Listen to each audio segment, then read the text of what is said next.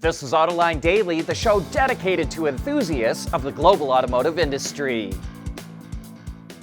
Ford dropped a video about its upcoming low-cost EV platform, and it's truly a game changer for the company. That video has a ton of details, so here's some of the highlights. And it's going to 48 volts. The platform uses a 48-volt zonal architecture with only 5 main computer modules. That took out 4,000 feet and 22 pounds of wiring compared to its Gen 1 EVs. Its unicastings are 27% lighter than competitors' castings and eliminate 142 parts compared to a Maverick with 25% fewer fasteners. Ex-Formula One aerodynamicists were brought in, working on things like shallow bolt holes on the undercarriage and designing it so the weight coming off the front tires goes directly to the rear tires to reduce turbulence, resulting in another 4.5 miles of range. Even the mirrors were redesigned for better airflow, adding another 1.5 miles of range. And by enhancing the regen braking, the team cut the cost of the battery pack by $100. Alan Clark, who led the development of this platform, says the team took a true systems engineering approach to maximize the efficiency of the platform. Ford says the first model to use all this will be an electric midsize pickup truck priced around $30,000 that will go into production next year. And Auto Forecast Solutions reports that it will be called the Maverick EV. We've got a link to Ford's video in today's transcript because we think anyone working on EVs or pickup trucks is going to want to watch this and take notes.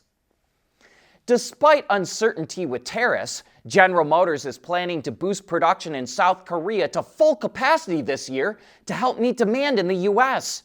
GM operates 2 plants in Korea, which build the Chevrolet Trax and Trailblazer and the Buick Envista and Encore GX. It's now aiming for output at the 2 plants to hit 500,000 units this year, which would be up from about 461,000 vehicles last year. But tariffs could impact its plans.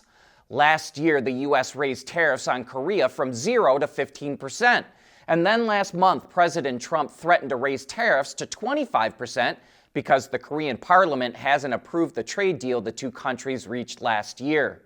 But GM appears willing to deal with any potential tariff headaches since its Korean-made models are big sellers in the U.S. thanks to more affordable prices. Dodge was able to win a lawsuit brought on by customers that felt deceived by the brand. In 2021, Dodge marketed the Hellcat Durango as a 1-year run vehicle that would be limited to just 2,000 units. But even with a price tag around $115,000, orders blew past that number in only 3 months. However, Dodge decided to honor all those orders, which likely makes the real number closer to 3,000 units.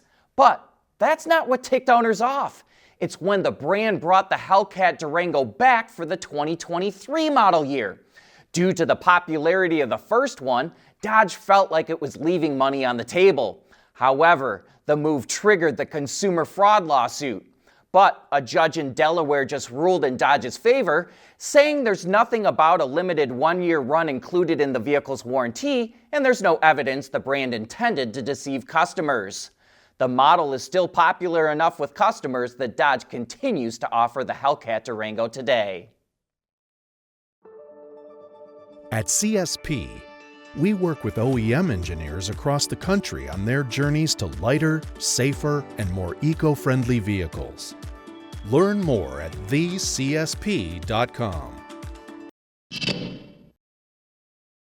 Car buyers in Canada are warming up to the idea of Chinese EVs.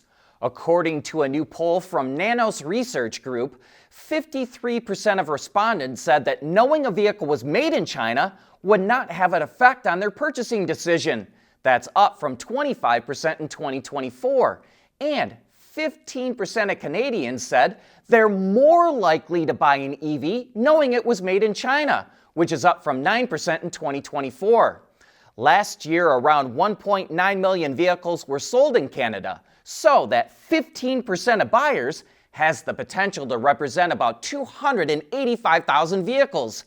And that's significantly more than the 49,000 Chinese-made EVs that Canada will allow imported into the country at a lower tariff rate, which is part of a new trade deal that was reached last month.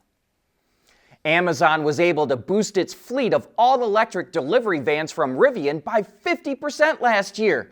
But even at that pace, the two companies will fall short of their original deal signed in 2019, which said Rivian would supply 100,000 vans to Amazon by 2030. At the end of last year, Amazon had over 30,000 Rivian vans in its fleet, up from over 20,000 in 2024. But at that rate, the EV maker will only deliver 80,000 vans by the end of the decade. However, if Rivian is able to ramp up production, there's a few updates coming that will increase their appeal. According to the company's Q4 shareholder letter, the van will be getting the option for a bigger battery and a dual-motor all-wheel drive setup.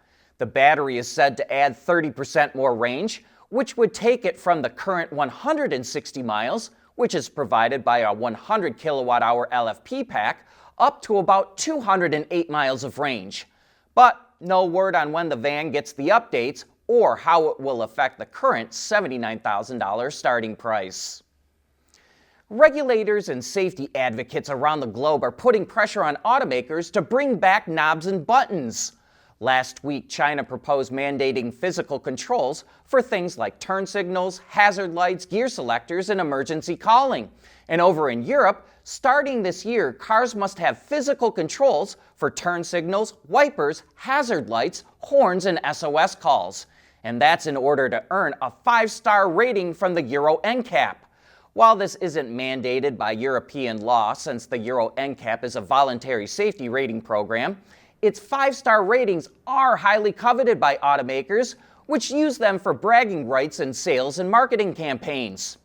Automakers are facing increased scrutiny over touchscreen controls because of safety concerns over screen failures and driver distraction. Every automaker in the world is working on SDVs, or software-defined vehicles, and the benefits can be tremendous, especially with over-the-air updates that can improve a car over time or fix warranty problems and recalls without having to take it to a dealership. But there are downsides to SDVs. Automotive News reports that there's a lot of work required to maintain the software over the life of a car. There's a lot of software engineering, software tools, and the cost of the cloud infrastructure. Also, connectivity technology evolves every decade. So, if your car has a 3G modem today, for example, not everything is going to work in the future. Even more importantly, unless automakers can monetize their investment in SDVs, how long will they keep updating the software in older cars? And what happens to the residual value of those cars if they don't have full use of their features? So, while SDVs offer a lot of promise, automakers need to really think out their strategy over the long term. And that wraps up today's report. Thanks for watching Autoline Daily.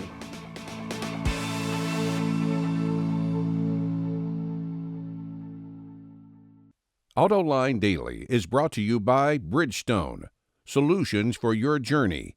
CSP, the composites solution partner. Intrepid Control Systems, over-the-air engineering, boost your game. And thanks to the following YouTube and Patreon members.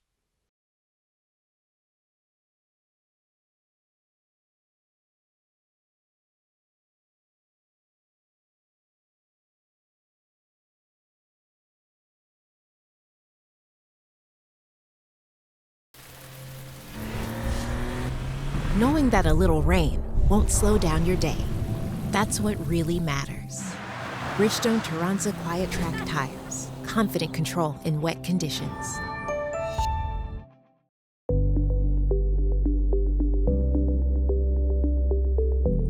Developing today's vehicles. Issues can happen in an instant. When's the best time to solve a problem? The minute you know you have one.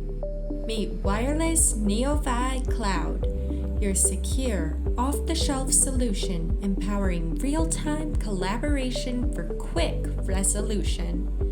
With Wireless NeoVi Cloud, Your team can prevent issues before they can escalate. Driver communication data and remote diagnostics to analyze and resolve your problems using OTA, allowing your executives oversight throughout the process. Wireless NeoVi Cloud, your vehicle update solution in production and on the road. Intrepid Control Systems, driven by your data.